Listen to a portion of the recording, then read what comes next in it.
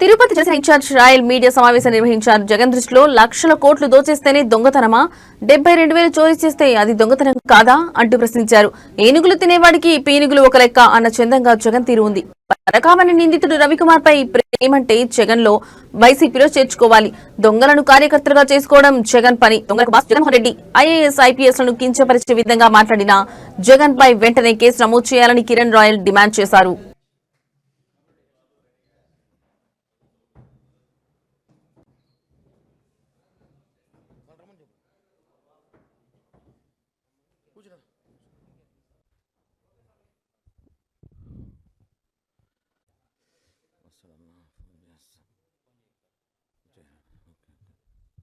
నిన్నటి రోజు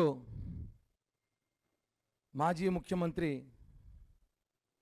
2 గంటల 43 నిమిషాలు పాపం మీడియా మిత్రులకి చిన్న స్టోరీ అని ఒక సినిమా చూపించాడు.